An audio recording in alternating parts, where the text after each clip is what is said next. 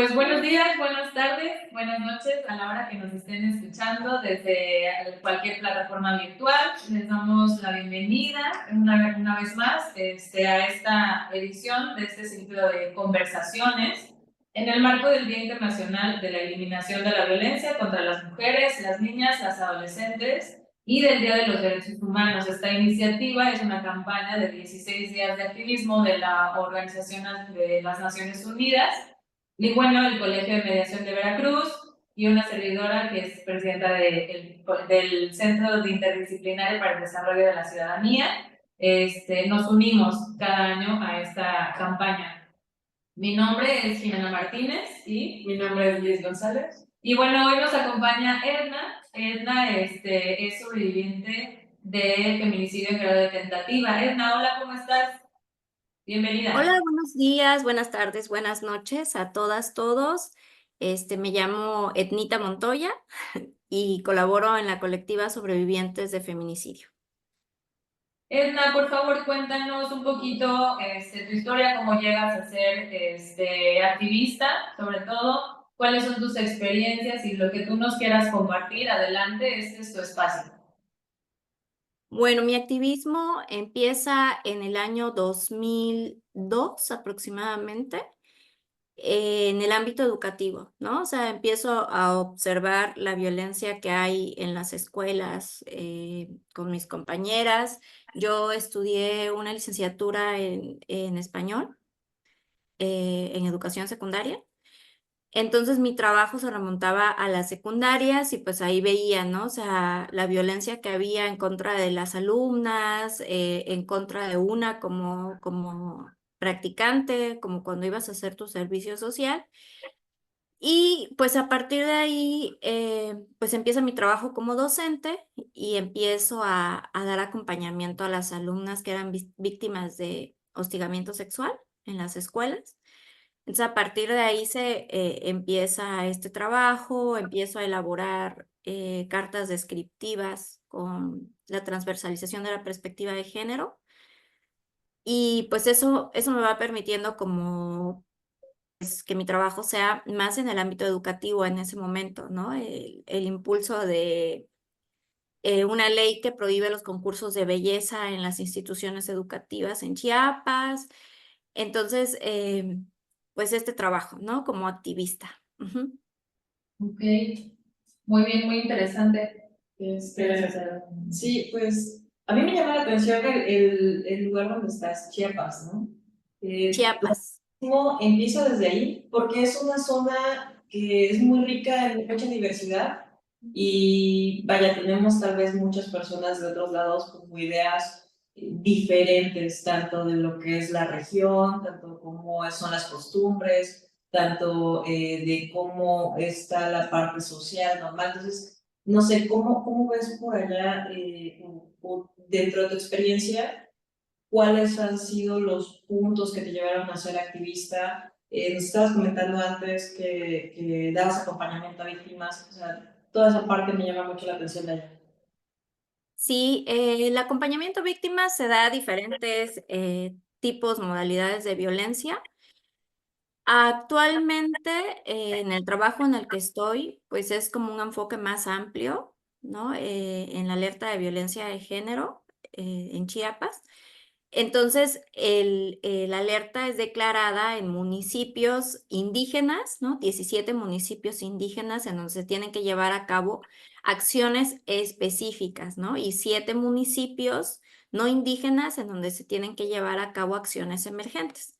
Entonces, sí, la diversidad cultural que hay, pues vuelve un poquito más difícil. Afortunadamente, pues nosotras, el área, el equipo de la alerta de género, trabajamos con enlaces en cada uno de los municipios, ¿no? Entonces, pues hay mujeres en esas zonas indígenas que ya están trabajando y eso vuelve un poco más fácil el acceso, ¿no? Porque sí existe como esto, ¿sabes? O sea, es cultura, ¿no?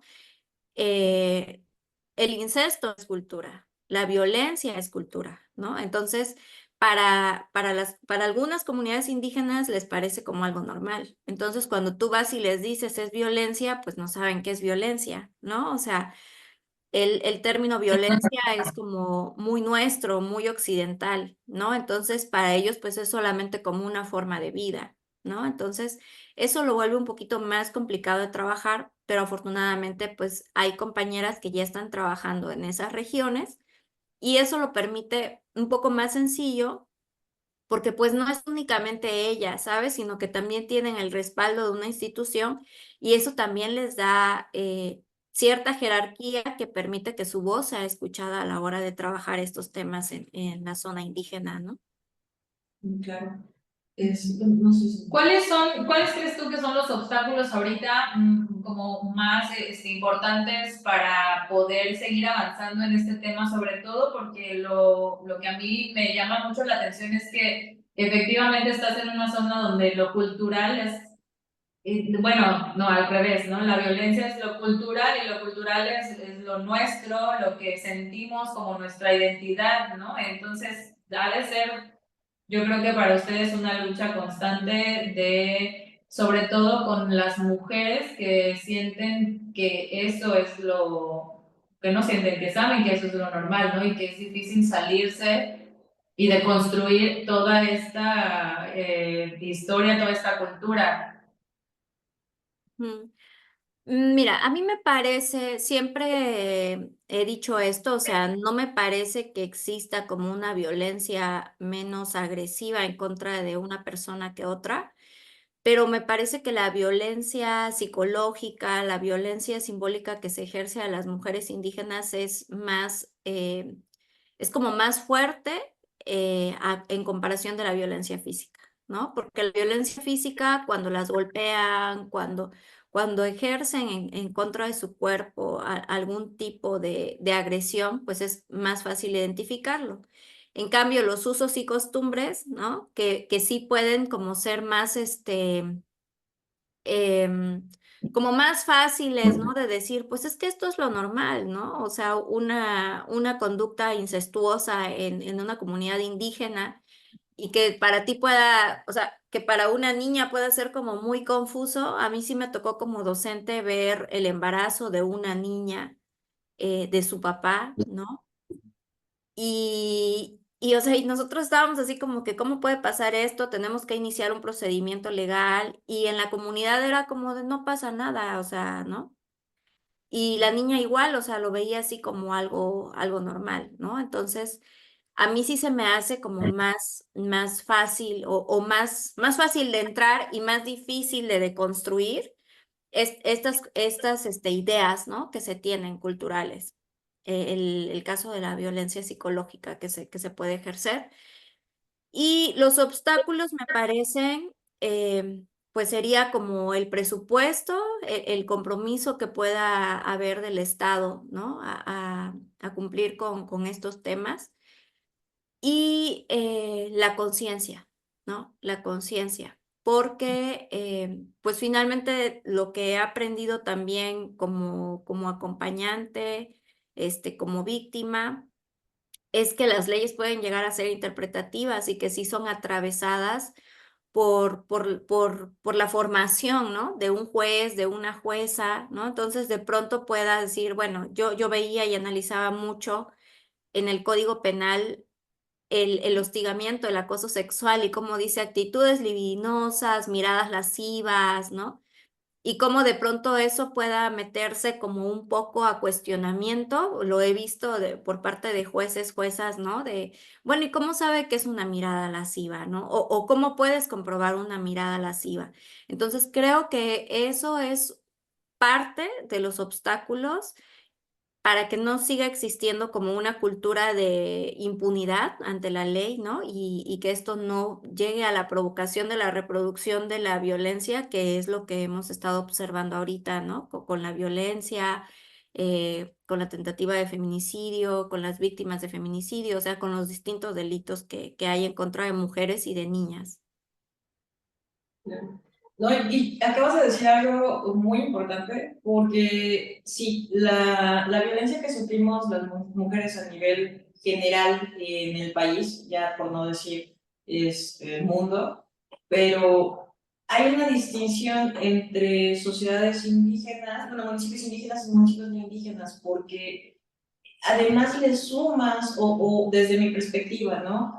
Siento que se le suma a las mujeres indígenas el tema de una costumbre o el tema de algo que, no sé, o sea, tendemos a hacerlo más pequeño, no sé por qué la razón, ¿no? Probablemente porque nos desensibilizamos ante su situación. Y creo que estos espacios, y sobre todo con tu experiencia, nos ayuda a llegar más allá y a empatizar con otro tipo de personas, ¿no? Y lo que decías, ¿no? El compromiso por parte del Estado, pero adicionalmente el compromiso social, estos espacios que difunden y que les dan a conocer a otras personas que también existe eso, que los usos y costumbres no tienen nada que ver con un derecho indígena o con un derecho natural. Eso no permite que puedan existir violencias, ¿no? Porque también estamos hablando de la Claro, dignidad del ser humano. definitivamente.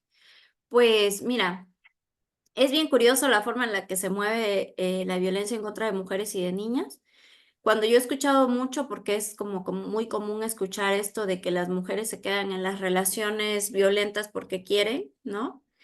Y por lo menos en Chiapas sí hay como que hacer un análisis bastante extenso porque en el caso de las comunidades indígenas, o sea, yo lo he visto, ¿no? O sea, vienen mujeres desde muy lejos a Tuxtla, que es la capital, para iniciar una denuncia, ¿no? Y que no exista como el respaldo de, bueno, vas a iniciar tu denuncia y, o sea, tiene que haber una casa de tránsito, tiene que haber un albergue para que se queden, porque, pues definitivamente una mujer indígena sí es como, ¿sabes? O sea, el contexto en el que se desarrolla de decir, bueno, con la persona que te cases, esa es la cruz que vas a cargar toda tu vida, ¿no?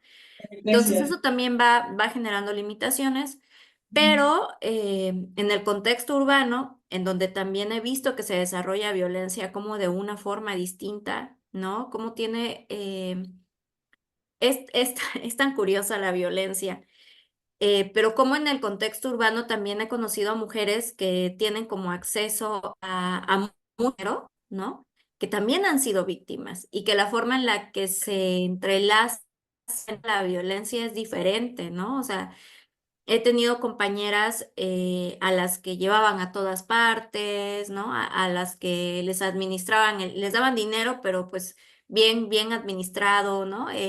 Y estas mujeres, cuando las he encontrado y les he dado acompañamiento, o sea, veo cómo no saben cómo pagar un recibo de agua, por ejemplo, ¿no? O un recibo de luz, o cómo van a sostener un hogar, ¿no? Entonces, también se enfrentan en diferente medida o en diferente forma, ¿no? A ciertas dinámicas que también las limitan y que en cierta parte las obligan, ¿no? O también son dificultades para poder salir de una relación violenta, ¿no? Entonces, eso es lo curioso de la violencia, ¿no? El ejercicio de poder que puede ejercer una persona sobre otra y que exista como un contexto completo que legitime este ejercicio de poder, ¿no? Y en este caso es en contra mayormente de mujeres y de niñas, ¿no? Claro. Sí, y es que lo que comentas, ¿no? O sea, la violencia se da en todos los contextos y la violencia contra las mujeres efectivamente ha transitado desde hace muchísimo tiempo. La ventaja que yo creo que estamos teniendo es ahorita los foros, el conocimiento, el empoderamiento, dar visibilidad, dar este tipo de respeto a la vida. No obstante, en el tema de municipios indígenas, es horrible porque se abanderan de esto que comentabas, de usos y costumbres, ¿no? Entonces, ese contexto es durísimo, porque todavía, digo, somos abogadas y todavía hace unos años se manejaba esto como el derecho indígena, ¿no? Y el derecho indígena a que ellos se puedan autorregular. Entonces, sí, una cosa es autorregular, otra cosa es pasar por la dignidad humana. Entonces, Claro. es muy complicado. No sé si... ¿Qué tipo de sistemas normativos atienden estos casos o existe alguna otra, algún otro tema, algún otro sistema penal que creas tú que se tenga que mejorar para poder atender de manera integral estos casos? ¿Y qué consideras que se ha mejorado o en qué consideras que sí se ha avanzado?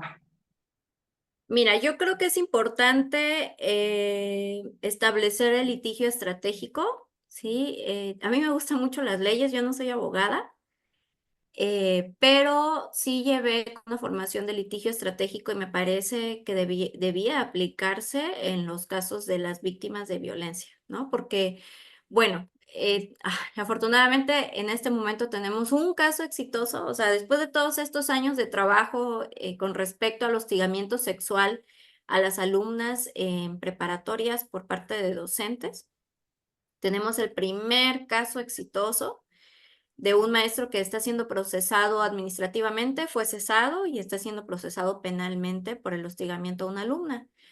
Y de eso te estoy hablando hace 8 años que fui por primera vez a esta escuela y estuve trabajando y de ahí salió una demanda o sea, y en ese momento hubo un ejercicio muy interesante porque pude ver cómo operaba el docente, ¿no? Para defenderse de la demanda.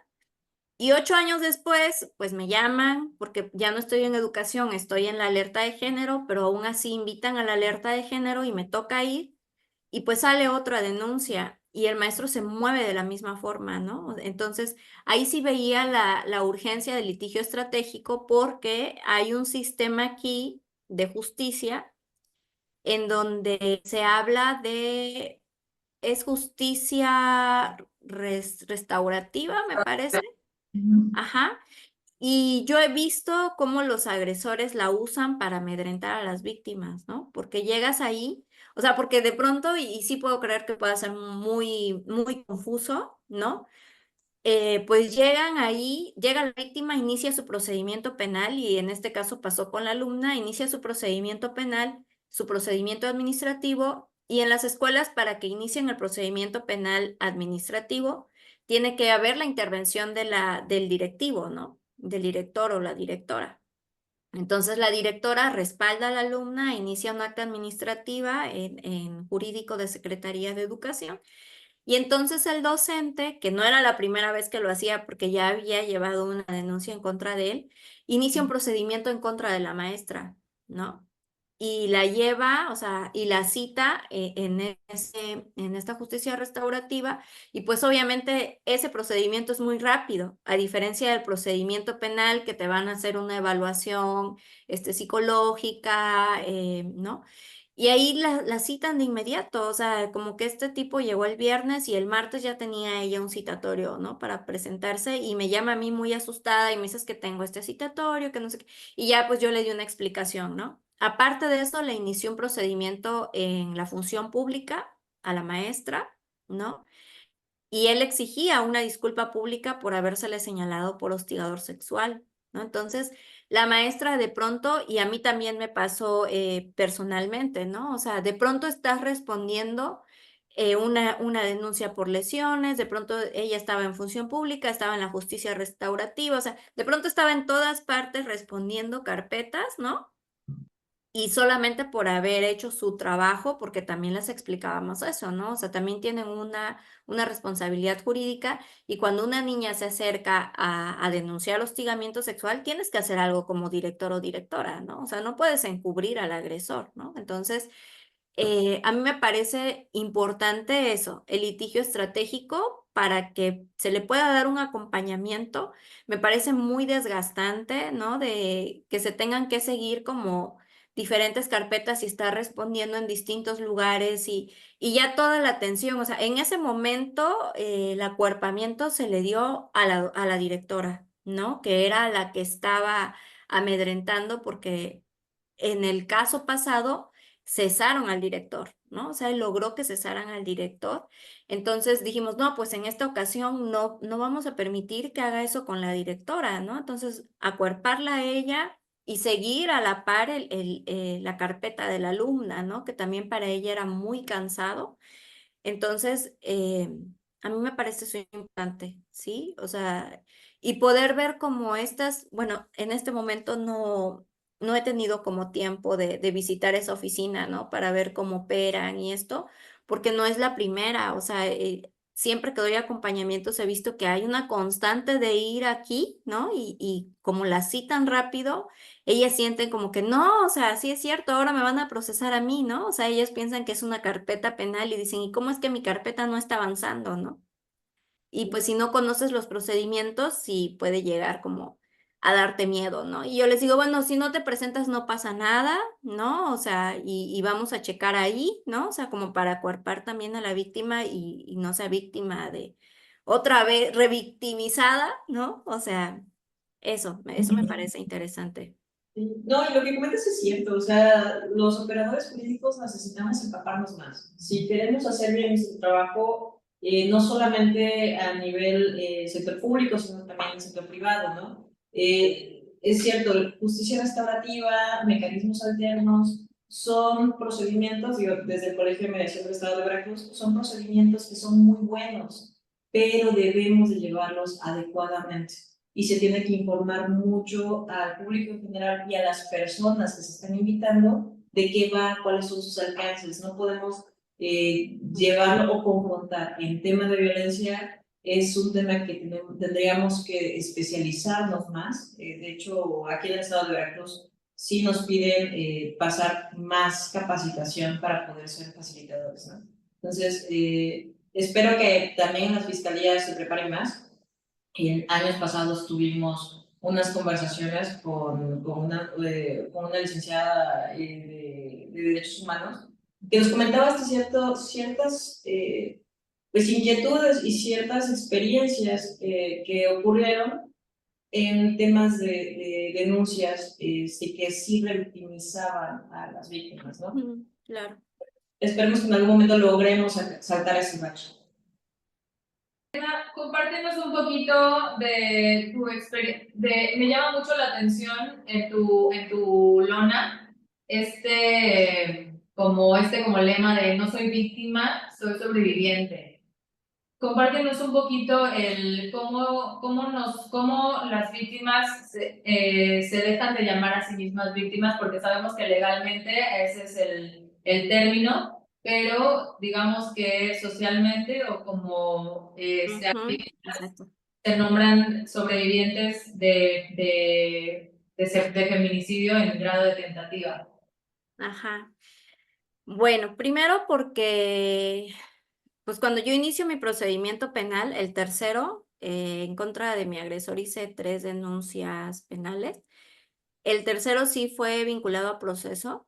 Entonces yo recuerdo que cuando llegaba al juzgado, sí, al juzgado llegaba y me decían, ¿no? Que yo era la víctima. Y yo era así como de, no, yo ya no soy víctima, ¿sabes? O sea, porque sí es como algo que te pega bastante, o sea, el hecho de decir, o sea, sí soy víctima, ¿no? O sea, pero el hecho de decir soy víctima, o sea, ahora lo entiendo, que es importante nombrarlo en el aspecto penal, en el aspecto legal, ¿no? En el código penal, o sea, ¿no? En ese sentido, sí, bueno, ¿no? Víctima, ¿sí? Pero el hecho justo, ¿no? Lo que dice socialmente o cómo sí en tu psique entra, ¿no? Esto de soy víctima, y cómo de pronto empiezas a estar en situaciones en donde eres víctima, víctima, víctima. Y hay un trabajo, bueno, a mí me pasó cuando empecé a ir a terapia, hice un trabajo así súper grande en el sentido de, no, o sea, yo ya no quiero ser víctima, ¿sabes? O tú lo asumes así desde el momento en el que, o crees que va a pasar desde el momento en el que abandonas a tu agresor, o sea, crees de, bueno, ya no voy a ser víctima, ¿sabes? Pero realmente sigue siendo víctima, ¿no? Pero a mí siempre se me hizo como más poderoso, bueno, decir, bueno, sí, ¿no? O sea, víctima, pero decir, soy sobreviviente, ¿sí? Es decir, esto se quedó atrás, ¿no? Yo ya pasé esta fase y ahora me encuentro en una fase distinta en donde estoy reconstruyendo mi vida, recuperándome a mí misma, ¿no? Recuperando mis espacios, ¿no? Entonces, por eso el sentido de sobreviviente, ¿no? Pero sí entiendo que es importante mencionar el término víctima justamente por esto, ¿no? De el proceso legal que atraviesas y cómo tienes que asumirte de esa forma. Ujú. Por eso.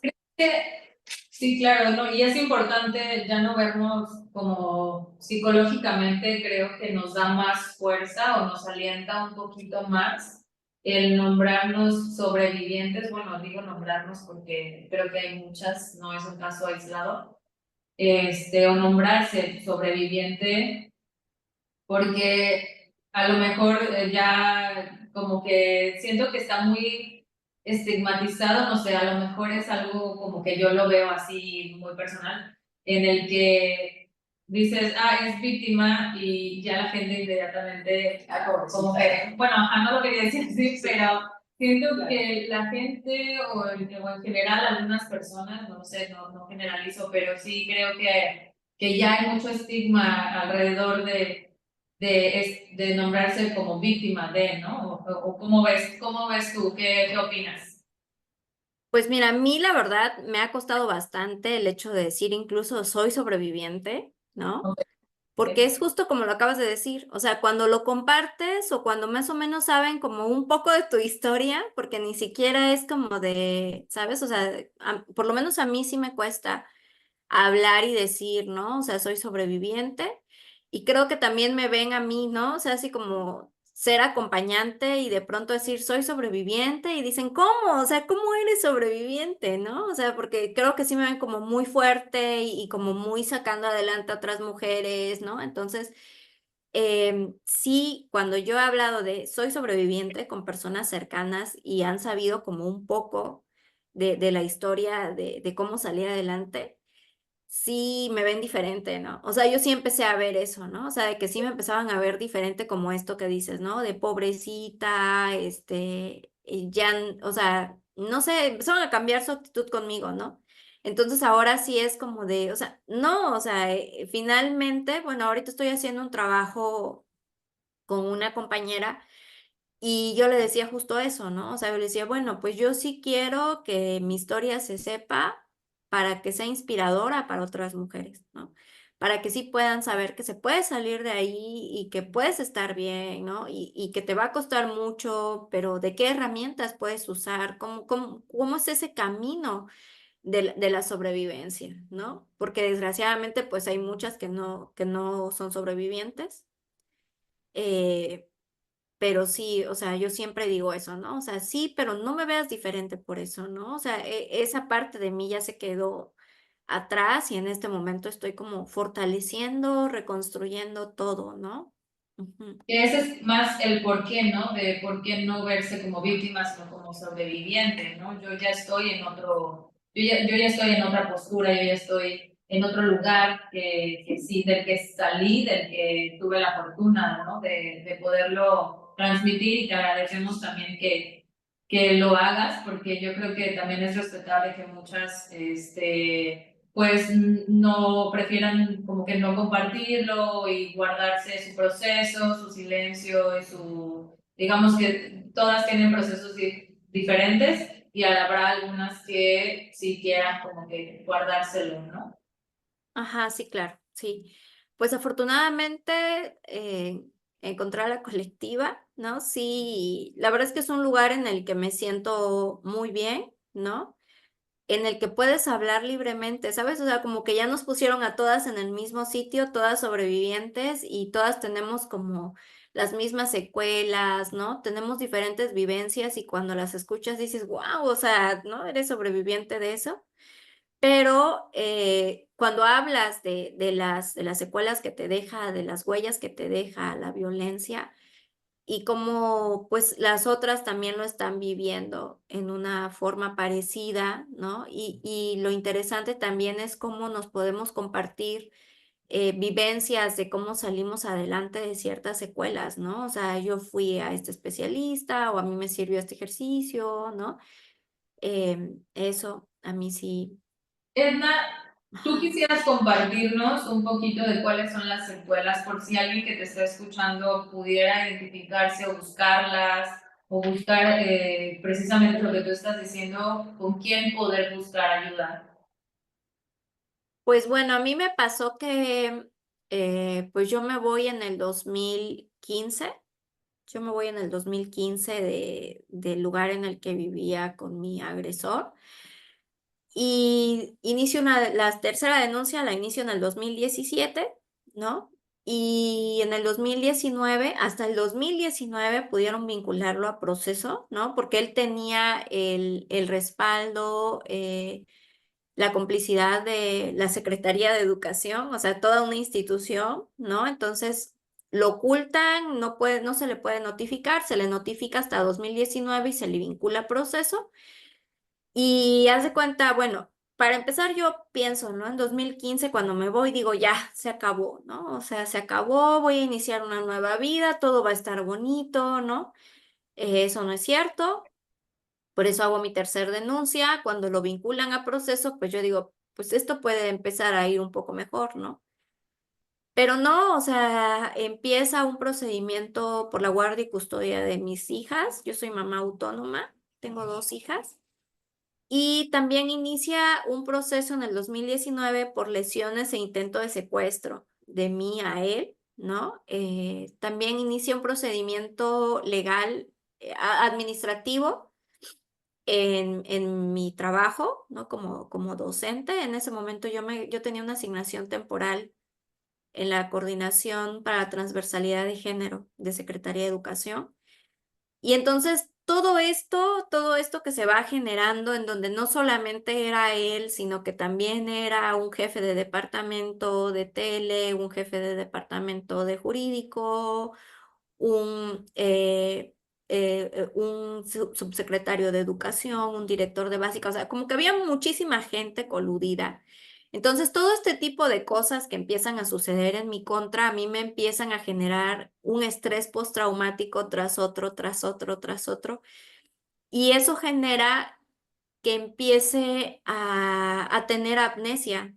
O sea, de pronto yo recuerdo que estaba un día en derechos humanos, porque ahí también tuve una carpeta, un expediente, y se me olvidó en dónde estaba. O sea, yo no sabía en dónde estaba, no sabía qué hacía ahí. O sea, yo me acuerdo que estaba en un pasillo y me senté y me agarré y empecé a tratar de recordar en dónde estaba, ¿no? Entonces ahí me hacen una canalización al psiquiatra, o sea, voy al médico y el médico me hace estudios, todo bien. Y pues entonces me dice, pues ve al psiquiatra, ¿no? O sea, entonces voy al psiquiatra y el psiquiatra me dice, ¿no? De estas secuelas que en ese momento ya habían, que eran pues ataques de pánico, ataques de desesperación, depresión y amnesia parcial, ¿no?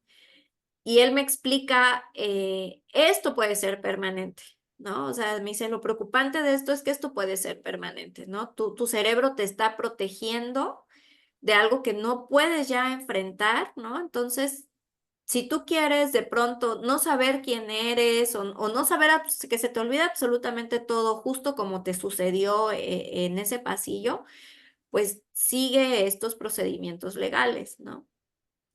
Ya me lo había comentado mi terapeuta, que estar en contextos de violencia, pues a mí me generaba un conflicto, ¿no? Y que me hacía no sanar.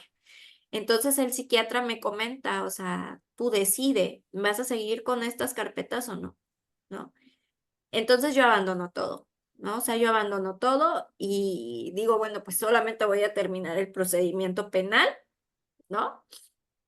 Hablo con mis hijas y les digo, ¿se quieren ir a vivir con él? Y me dicen ellas, no. Entonces, bueno, entonces vamos a responder también este procedimiento. Y así es como me quedo únicamente con 2 procedimientos. Dejo de luchar en mi trabajo, dejo el tema de derechos humanos, empiezo a investigar qué pasa con la carpeta esta de lesiones, ¿no? Porque ahí sí hubo una persecución de policías a mí, ¿no? O sea, de venir a buscarme para detenerme a mi casa, ¿no? Entonces, pues me parece, esa es una de las secuelas. También, bueno, pues la verdad es que yo siempre lo digo, o sea, a mí me gusta mucho ser honesta y digo, bueno, no me siento del todo bien. Entonces sí voy como decidiendo, ¿no? O sea, con esto no puedo cargar en este momento y quiero sanar, lo dejo, ¿no? Entonces, Ok. pues me despiden de mi trabajo, sí, me despiden de mi trabajo. Y pues creo que esa es como la secuela más fuerte, ¿no? La secuela más fuerte. Las otras fui como sanándolas en psicoterapia. porque pues también tienes que aprender como a distinguir, ¿no? O sea, ¿con qué terapeuta vas a ir? Voy a psicoterapia para conectar un poco más con mis emociones por un proceso de desensibilización que tenía, bueno, que todavía tengo en cierta medida, ¿no?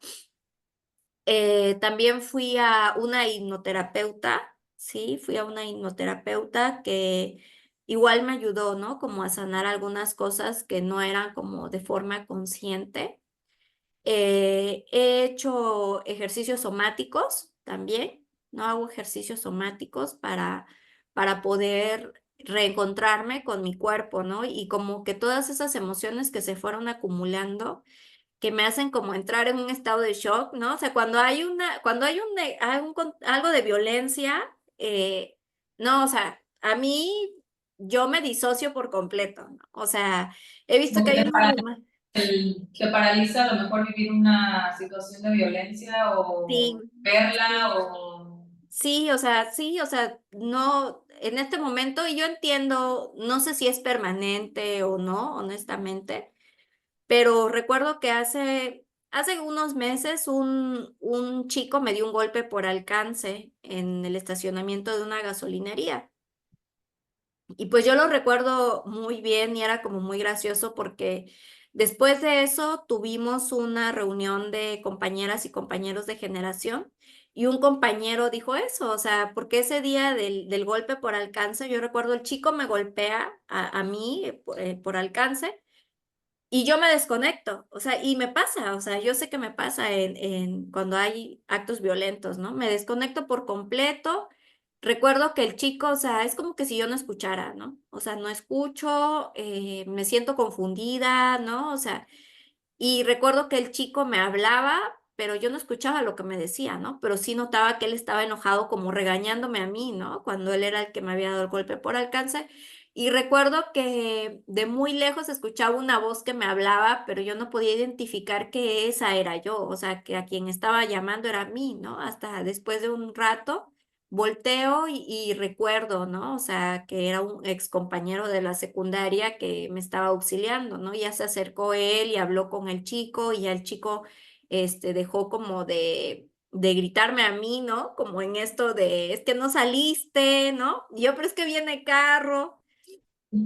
En fin, eso sí he identificado que me sucede, ¿no? Que ante actos violentos es como me vuelvo como muy automática, ¿no? Entonces, eso y la amnesia, la verdad que se ha vuelto algo complicado, ¿no? Porque de pronto se acercan personas que yo no recuerdo, ¿no? No están registradas en mi cabeza, pero para nada. O a veces me dicen, no, es que esta persona te conoce. Y yo, pues yo, quién sabe quién es, ¿no? O sea, yo no la conozco. Y no, pero es que hasta en una foto estás ahí cerca y que no sé qué, ya, pues yo ni siquiera me acuerdo, o sea, porque sí hay como estos vacíos en mi cabeza de vivencias a lo largo de unos años de mi vida, ¿no? Entonces, la verdad es que este año ha sido como muy revelador porque he podido como establecerme en un contexto muy libre de violencia, muy tranquilo. Y ahora los recuerdos de pronto llegan, ¿no? O sea, de pronto pasa algo, sucede algo que me trae una ola de recuerdos y es como de, bueno, ahora tengo que hacer un trabajo para que esos recuerdos entren otra vez, ¿no? Porque no son recuerdos como solamente lindos, ¿no? Sino que también vienen una ola de recuerdos muy desagradables, ¿no? Entonces justo platicaba con un amigo eso, pues, ¿no? En este momento yo siento que no podría compartir con alguien como pareja, ¿no? Porque hay días en donde amanezco y me siento mal, o sea, me siento como en shock porque tengo como muchos recuerdos y me siento triste y lo que quiero es estar sola, ¿no? O no levantarme de la cama todo el día, o no sé, ir y salir y sentarme por ahí sola, ¿no? Entonces, yo le decía eso, o sea, como que no quiero enfrentar a nadie, ¿no? A que tenga que vivir todas estas subidas y bajadas, que la verdad en parejas pasadas ya me ha sucedido, ¿no? Y que sí entonces es como muy doloroso que de pronto compartas con alguien que no comprende lo que está sucediendo, ¿no? O que haya como un señalamiento desagradable, ¿no? Cuando en realidad, pues tú no puedes controlar esto, ¿no? Entonces, sí, yo creo que a mí me parece lo más importante es, independientemente de ser víctima o no, sí ir a psicoterapia, ¿no? La psicoterapia porque te ayuda a conectar mucho con tus emociones, contigo misma, ¿no? Y sí tener como mucho cuidado de qué especialista de psicología, ¿no? Eliges para trabajar, porque cada uno está enfocado y te hace ver la vida de forma distinta. Ujú. La verdad es que de entrada yo te felicito porque se requiere mucho valor para salir de una situación así. No está tan fácil como estás triste, no estés triste, como estás en un lugar donde te sientes violentada porque no te quieres salir. No es tan fácil como eso. Entonces, y si a eso le sumas que además estás trabajando como acompañamiento a las víctimas y además estás en un colectivo, la verdad es que considero que eres una mujer con mucha fortaleza y que tiene mucho que dar a todas las personas que estamos aquí. Yo particularmente quisiera, porque hay algunas dudas, aprovechando tu experiencia, hay algunas dudas que tienen personas, sobre todo amigos que están alrededor, que les pudieran facilitar la vida. Cuando es un tema cultural, ¿no? El que decimos es víctima es débil. No, no es eso. Está pasando por una situación particular, pero si revictimizamos ahí es donde no estamos ayudando en nada, ¿no? Entonces, ¿tú qué le recomendarías a estas personas que quisieran ayudar o abonar, pero para que lo hagan desde la manera correcta? Uf, bueno, a mí me pasó que bueno, yo conocí a una amiga, tengo una amiga que su hermana fue víctima de feminicidio, ¿no? Y cuando ella y yo platicábamos de las vivencias, a mí me ayudó a tener mucha claridad. Yo sí tenía como un señalamiento, ¿sabes? O como o sea, todo el mundo se da cuenta, ¿sí? Cuando una mujer es víctima de violencia, todo el mundo se da cuenta, todo el mundo lo sabe. Eh, yo recuerdo que en una ocasión vine con una marca en la cara, ¿no? Un golpe en la cara, entonces yo le comentaba a esta amiga eso, ¿no? O sea, mi familia jamás intervino, ¿no? O sea, y ella me comentaba, o sea, y ella me comentó el otro lado, ¿no? O sea, ella me dice, pues mi hermana me platicaba cuando era víctima de violencia y me decía que tenía miedo de que esta persona terminara con su vida, ¿no? Y ella me decía, pues es que yo no sabía qué hacer. ¿No? O sea, cuando ella me decía, o no te imaginas que una persona va a terminar con la vida de otra persona, ¿no? Es como, no sé, o sea, a mí se me hace súper raro, ¿no? O sea, pues somos personas y no sé cómo pueden haber seres que de pronto sí tienen como esta capacidad, ¿no? De acabar con la vida de alguien más. Entonces, yo cuando he acompañado a víctimas, algunas, o sea, nunca las abandono. Para empezar, nunca las abandono. Entiendo que hay víctimas que pueden tener vergüenza, o sea, sí, que de pronto me hablan en crisis y me dicen es que me maltrata y que no sé qué, y quiero iniciar un procedimiento legal, shalala, shalala. Y yo, pues sí, lo iniciemos, te acompaño, te oriento cómo, ¿no?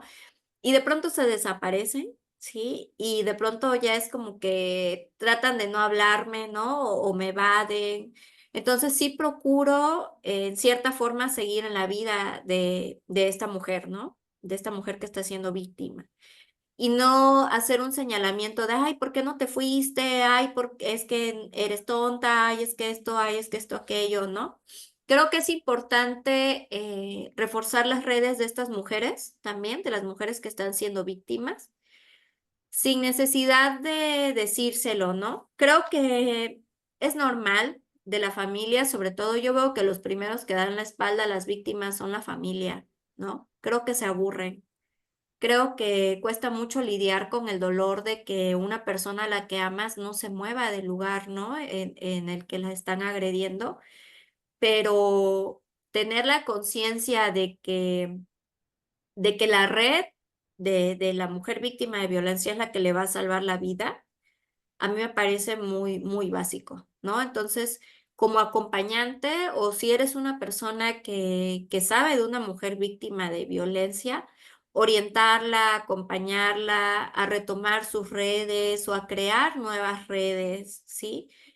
Pues vas aprendiendo estrategias. Yo creo que pues cada una de las víctimas tenemos como una historia diferente. En mi caso, pues yo intenté separarme antes de mi agresor, pero hubieron como algunas cosas que no lo permitieron, ¿no? Entonces, identifiqué como víctima, identifiqué quiénes eran mi fortaleza, qué necesitaba, que no podía salir, ¿no? Y como acompañante veo eso, ¿no? O sea, orientar a la víctima, ¿sí? Entiendo que están confundidas, ¿sí? Entiendo que pues de pronto ya toda su familia le dio la espalda, ¿no? Entonces sí acompañarla y ayudarla a que se genere una red nueva, a que recupere como las cosas que amaba, por las que sentía pasión, ¿no? O descubrir cosas nuevas, ¿sí? Las mujeres víctimas nos abandonamos, ¿no? Y no es porque nosotras queramos priorizar a alguien más, sino como que la misma dinámica de la relación violenta pues te hace que dejes de ir a lugares, ¿no? O sea, ya no quieres que pelee contigo, no quieres correr el riesgo de que te golpee, entonces pues dejas de salir o frecuentar personas, ¿no? Pero el hecho de que haya una persona o de que tú puedas ser como la persona a la que recurrió una mujer víctima, ¿sí? Yo lo veo como un regalo, ¿no? Como un regalo de esta persona está viendo en mí a alguien que puede ayudarla. Y siendo consciente de eso, no quedarte como la única persona que la va a sostener, ¿no? Sino que armarle un grupo para sostenerla dentro de ese grupo, que ella sepa que está ese grupo y que, bueno, va a seguir ahí y pues va a seguir ahí, ¿no? O sea, vas a seguir ahí y sabes que cuando quieras irte, pues podemos buscar opciones, ¿no? O sea, darle también palabras de aliento. Porque eso de decirle de: "Ay, otra vez, ya, en serio, o sea, no lo dejas", y que no sé qué, o sea, hace sentir a la víctima, ¿no? O sea, yo lo veo así con las mujeres a las que acompaño, ¿no? Y procuro como no decirles eso, ¿no? O sea, entiendo, se quedaron ahí, tuvieron razones para quedarse, va a haber otro intento de volver a salir, yo lo sé, ¿no? Y cuando ese intento vuelva a darse, ver qué cosa no permitió que en el primer intento se pudiera concretar, ¿no? Para solucionarlo en el segundo y así apoyarla hasta que pueda salir, ¿no? Pero no cerrarle las puertas porque van a haber momentos en donde la violencia se vuelva como muy intensa, ¿sí? Y esta mujer pueda ser víctima de feminicidio, entonces necesita que alguien esté ahí, ¿sí? Para que pueda intentar que no termine en un feminicidio o una agresión. ¿Cómo puedes tú compartirnos, a lo mejor desde todas estas experiencias de acompañar a mujeres víctimas de violencia, eh, compartir con otras mujeres que nos puedan estar escuchando para que detecten cuáles son estos signos, ¿no? Que pueden llevar, porque nos comentabas que una amiga tuya tenía una hermana que fue víctima, ¿no? De feminicidio, y cuáles son esas señales que a lo mejor tu amiga puede comentar contigo o tú nos puedas comentar que si hubiéramos como que detectado esto, esta conducta, ¿no? A lo mejor algunas dirían ahora red flags o alertas que pudieran ser signo de llevar a lo extremo, a la violencia extrema, que pues es el feminicidio. Am, a mí me parece que existen diferentes tipos de agresores, ¿no? Al principio me parece importante observar como las creencias que tiene la persona, ¿no? El hombre con el que te estás vinculando, ¿no? Por ejemplo, a mí, por ejemplo, si alguien, cosas como muy sencillas que ahora ya puedo como aplicar y me ha costado bastante y recurro siempre a mi terapeuta porque le digo, no quiero que que mi estrés postraumático, ¿no? Me esté alcanzando, ¿no? O mi herida de sobreviviente me esté alcanzando y esté viendo violencia donde no hay violencia.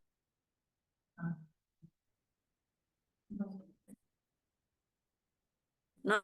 Creo que a mí me pasa mucho que dejo de contestar el celular, ¿no? Entonces puede pasar como, hago lecturas de tarot también.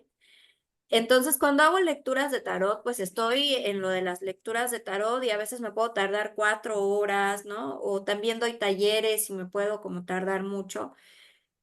Entonces ahí yo identifico mucho a una persona, ¿no? O sea, un hombre cuando está como tratando de tener algo contigo y estás como mensajeándote con él y de pronto le dejas de contestar y te pregunta, ¿no? Ay, ¿por qué dejaste de contestarme por tantas horas, ¿no?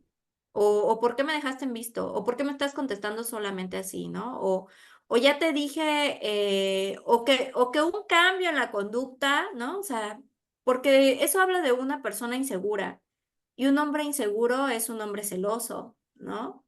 Y un hombre celoso va a ver el error en todo, o sea, en todo. O sea, yo recuerdo a mi agresor cómo se ponía celoso hasta del mesero, ¿no? O sea, de que me trataba bien y se reía, ¿no? Entonces, sí, creo que es importante identificar a alguien también que haga las actividades parecidas a las tuyas o que también tenga sus espacios solo, ¿no? Para que pueda respetar los espacios que tú también quieras tener sola, ¿no?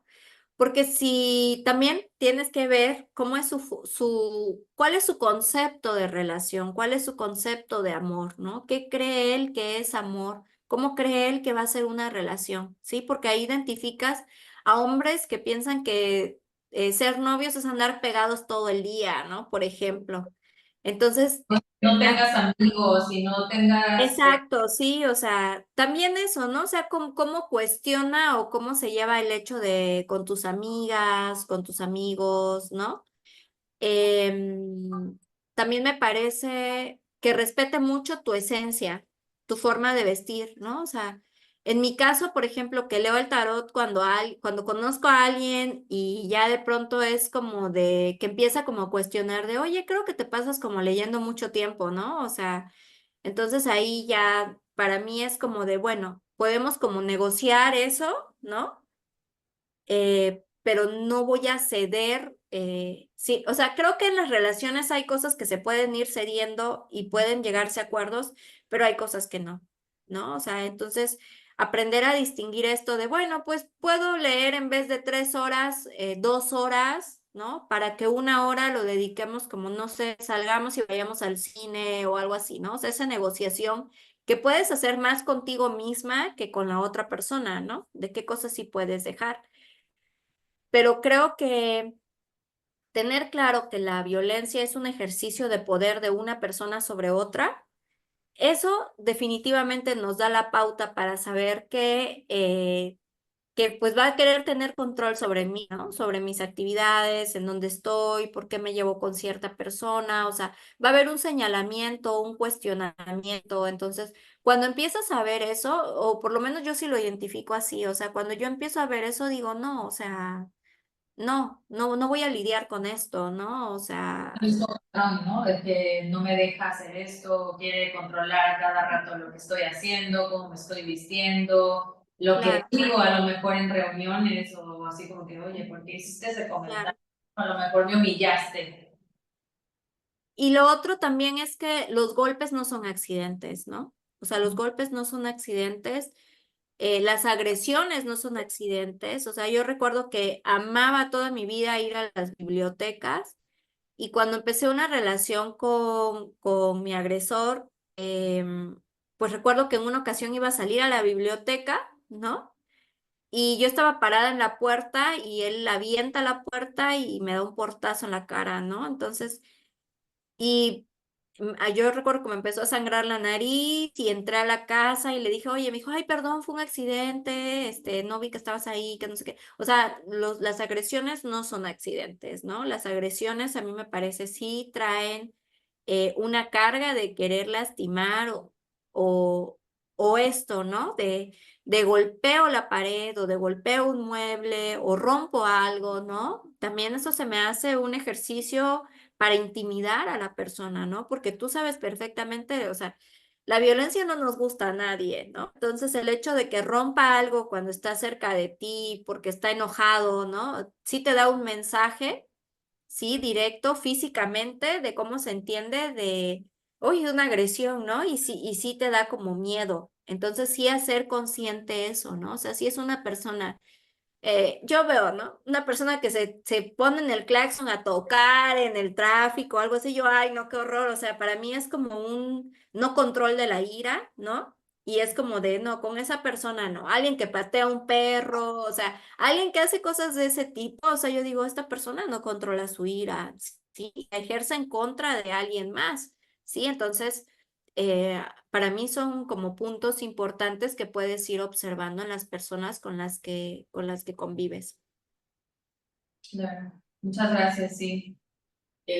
Sí, no, de hecho, todo lo que nos comentas, yo creo que a más de una persona nos ha pasado, ¿no? O sea, y sobre todo las mujeres sí hemos tenido ese tipo de acercamientos en todos los aspectos de nuestra vida, desde familia, relaciones, amigos, gente cercana, ¿no? Trabajo. Trabajo. El chiste es, yo creo que eso, aprender a identificarlo y pues buscar empoderarnos un poco más y saber qué es lo que no queremos, ¿no? Para poder estar mejor. Pues y para ir cerrando, ya también para no quitarte mucho tiempo, porque entendemos que también tienes otras actividades y la verdad es que pues, te agradecemos mucho que nos estés regalando este tiempo también para difundir y hacer un poquito pues no sé, de indignación también para las personas, ¿no? Y que volteen y de reflexión y que volteen a ver esto.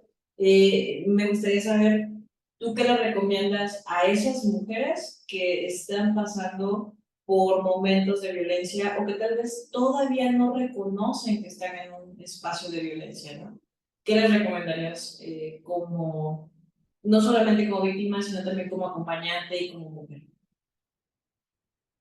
A mí me parece que funciona mucho, bueno, a mí eso me sirvió mucho, el hecho de saber que quedarte ahí, ¿no? Leí una frase y me gustaba mucho, la verdad es que no sé ni siquiera de quién sea, que habla de que una abuela decía que cuando identifiques que te subiste al tren equivocado, ¿no? Te bajes lo más pronto posible, porque entre más tardes de bajarte, más te va a costar, ¿no? Regresar a donde empezaste el viaje. Entonces, a mí me parece eso, identificarlo, ¿no? O sea, ponerte en el... Yo recuerdo mucho cuando él me agrede, o sea, tú piensas como de, no sé, entras como en un estado de shock que no puedes creer que primero estás viviendo eso y luego no puedes creer que hayan personas que hagan eso, ¿no? Entonces, ser consciente de que sí hay personas que pueden lastimar a otra persona, ¿no? Sí te da como una luz bastante grande, ¿no? El hecho de decir, sí, esta persona, al igual que hay otras personas, puede lastimarme, o sea, puede terminar con mi vida, ¿no? O sea, ser conscientes de eso sí te ayuda. Una y otra es saber qué cosa, cómo quieres, ¿no? O sea, yo sí me he preguntado, bueno, esto quiero, o sea, esto me lleva a la vida que yo quiero tener, esto me está lastimando, ¿no? En mi cuerpo no me está haciendo sentir bien con respecto a las palabras que pueda decirme, ¿no? Identificar que no se siente bien, ¿sí? Es como muy básico, ¿sí? Como muy básico decir, esto no se siente bien, ¿no?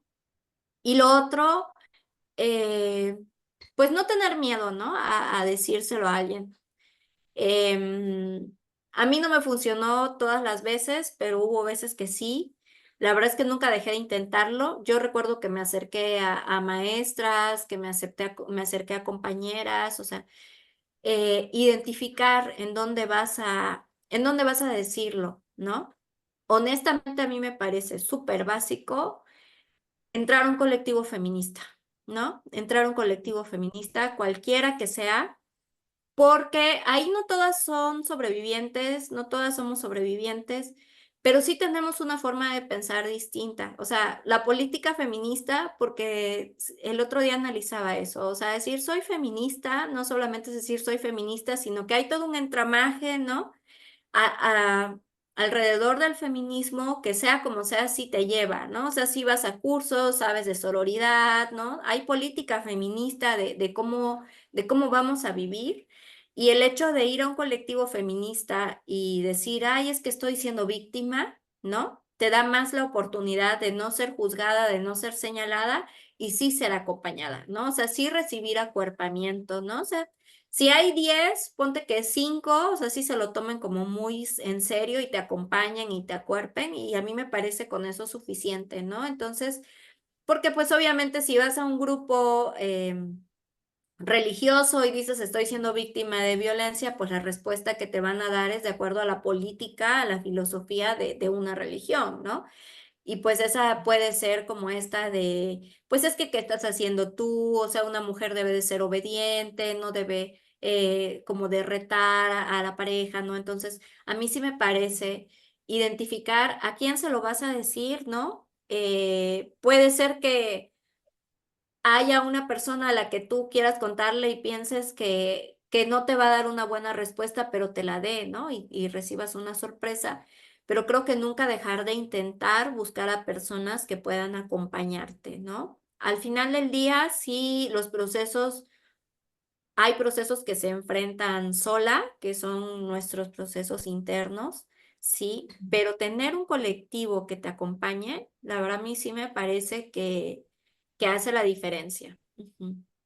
Gracias, Edna. Y bueno, ya para cerrar, compártenos dónde las podemos encontrar, dónde las pueden encontrar para unirse precisamente, qué importante que menciones que tengan una red, unirse al colectivo, las que se sientan pues a lo mejor amedrentadas, violentadas, cómo denunciar en Chiapas, dónde encontrarlas. En Chiapas, bueno, en Chiapas las oficinas de la alerta de violencia de género están en Palacio de Gobierno, sí, exactamente en el centro, Avenida Central, calle Central, ahí está el edificio.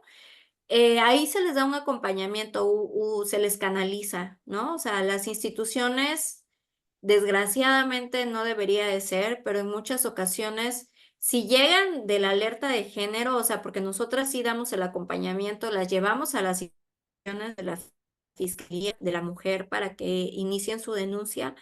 Y la verdad es que desgraciadamente sí se recibe una atención diferente cuando las víctimas llegan solas. A veces llegan a nuestra oficina y nos dicen, es que ya fui y no me quisieron aceptar, ¿no? Entonces, las oficinas de la Fiscalía de la Mujer están en el Libramiento Norte, ¿sí? Y dependiendo de cuál sea como el delito que se haya cometido, ¿no? Es a donde las acompañamos. Perfecto. En redes sociales, ¿alguna red social que nos quieras compartir de la colectiva?